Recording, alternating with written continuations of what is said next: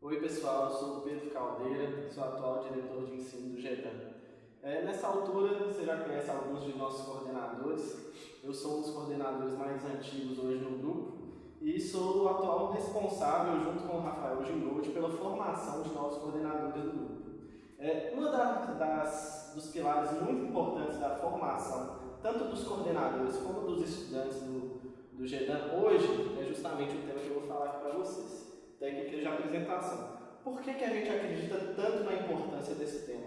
Principalmente na área médica, mas também em qualquer área da educação. Tá? Eu vou falar primeiramente isso na área médica e logo em seguida eu vou falar o porquê que todo professor deve saber disso, porque é muito mais fácil.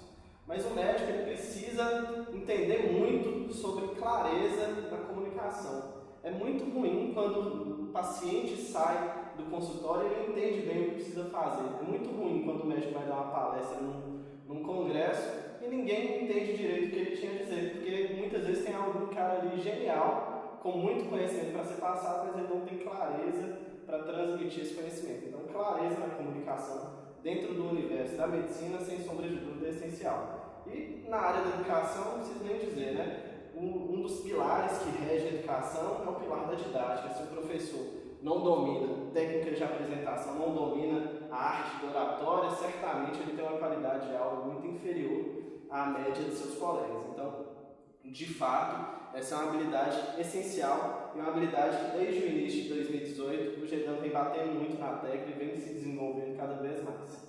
Certo? Então, a minha história com técnica de apresentação já tem pelo menos uns 3 anos que eu estudo o assunto e quero passar um pouquinho do compilado de conhecimento que eu tenho sobre isso para vocês, para a gente poder jogar mais uma semente nessa revolução que a gente quer gerar na educação superior do Brasil.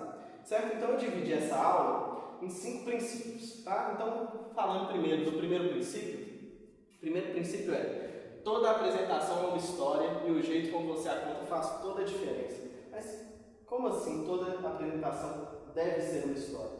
Por quê? Porque uma história, ela geralmente retém muita atenção das pessoas. Se você quer reter a atenção de um público qualquer, conte uma história.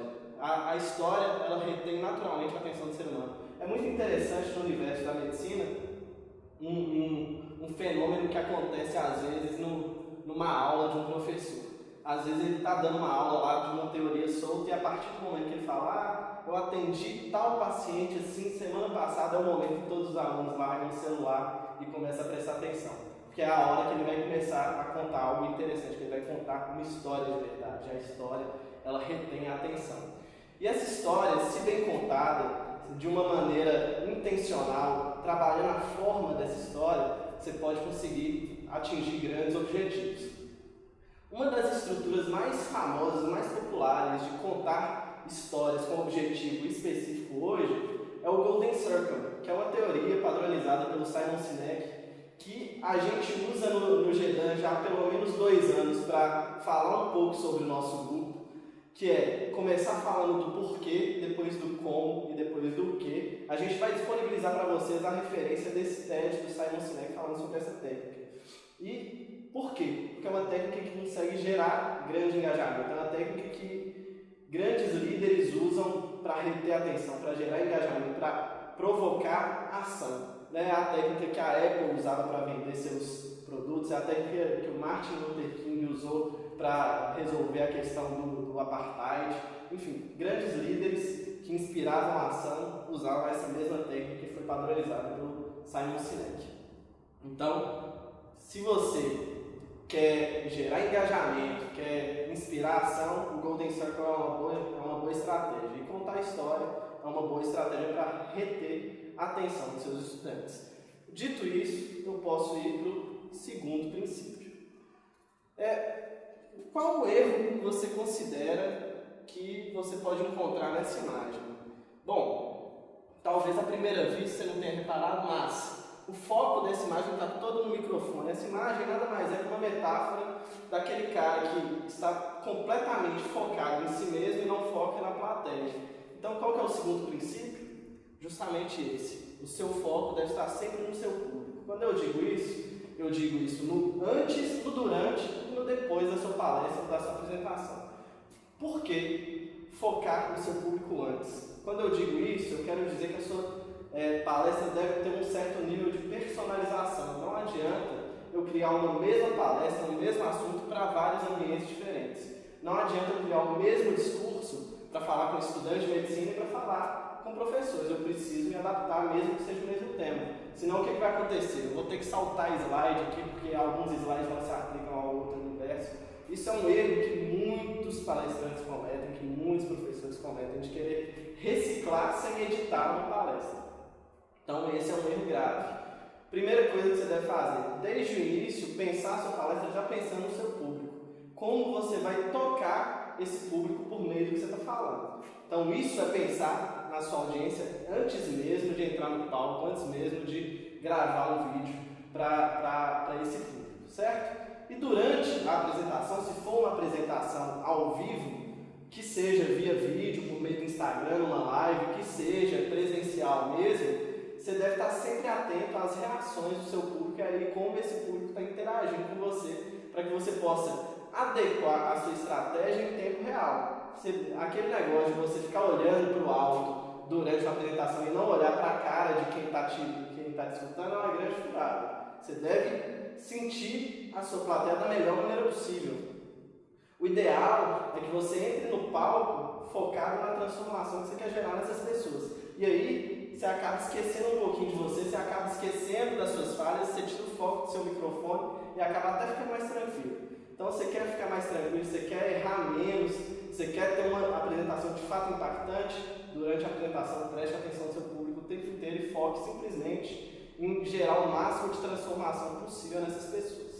E por fim, o depois, mais uma vez, estar disponível para interação, para tirar dúvidas, disponibilizar o seu contato, se for possível, criar um fórum de discussão sobre o assunto, para que essa apresentação não seja estanque, para que essa aula não seja estanque, para que as pessoas consigam resolver as suas dúvidas, as suas ansiedades, os seus incômodos que a sua aula provocou, certo? Então, foco sempre na audiência. Dito isso, eu posso passar para o terceiro princípio. O terceiro princípio é: domínio do tempo é essencial quando falamos de atenção. Quando eu digo de domínio do tempo, mais uma vez, domínio do tempo antes, durante e depois da apresentação. O que é isso? O que você precisa fazer antes de ir apresentar num congresso, por exemplo? Você precisa chegar antes, você precisa testar a apresentação, para que você não atrase todo o cronograma do evento, né? Então você precisa saber se a sua apresentação desconfigurou, você precisa saber se está tudo certinho, você precisa entender como que é o esquema do palco, para você dominar aquele ambiente completamente, sem estourar seu tempo inicial e sem ter problemas ali no início, problemas técnicos, né? Então, prepare-se, chegue antes, leve mais de uma forma de material possível para evitar falha técnica. Segundo ponto, domínio do tempo durante as apresentações. Você precisa ter consciência de que numa aula expositiva, cerca de 10 minutos, se a sua plateia estiver numa posição passiva, ela provavelmente vai entrar em devaneio, certo? O devaneio é um fenômeno natural do ser humano, extremamente fisiológico, é difícil que todos mantenham o foco por muitos minutos. E na geração que a gente tem, em que a gente vivencia vários estímulos diferentes, é extremamente raro que as pessoas estejam focadas se elas estiverem em uma posição passiva o tempo inteiro. Então você precisa ter consciência de que se você não interagir com o seu público dentro de 10 minutos, provavelmente vai ter um monte de gente sem prestar atenção em você depois de 10 minutos de explicação. Então, como que você resolve isso? Tem várias formas de resolver isso. Vou falar de algumas delas agora e mais pra frente eu vou citar mais uma, certo? Então, primeira coisa, você pode quebrar a passividade do seu público fazendo perguntas. Ou perguntas retóricas ou perguntas para o seu público responder de fato, certo? Aí você começa a fazer as pessoas pensarem e não simplesmente escutarem o que você está dizendo. Colocar elas para refletir. Outro mecanismo extremamente interessante de quebrar um padrão, de quebrar a passividade do seu público e ao mesmo tempo mensurar o nível de atenção que a sua plateia está em você, é o uso do humor. Seja contar um caso engraçado ou contar uma piada. Se você contou uma piada e ninguém riu, provavelmente ou sua piada foi muito ruim ou não tem ninguém prestando atenção, ou ninguém gosta de você naquele público. Então você vai mensurar a eficiência da sua apresentação em tempo real, usando um pouco de humor, que o Rafael já falou que é um bom recurso de aprendizado. Então, use e abuse disso de maneira adequada, certo? Dito isso, e o depois, né? Então, o depois é você simplesmente evitar estourar o tempo de apresentação. Você precisa cronometrar durante os seus ensaios para que você não atrapalhe a agenda do evento, para que você não incomode as pessoas que estão disputando. Por melhor que seja a sua apresentação, se você estoura demais o tempo, vai ter alguém que tem um compromisso depois, que vai ficar incomodado e que vai deixar de prestar atenção. Então, quando se trata de atenção, o domínio do tempo é essencial. Para isso você precisa treinar, para isso você precisa entender como funciona a mente humana, esse esquema de devaneio e de foco, e você precisa chegar antes, você precisa se preparar, certo? Dito isso, podemos passar para o quarto princípio. O cérebro é uma máquina em busca de padrões.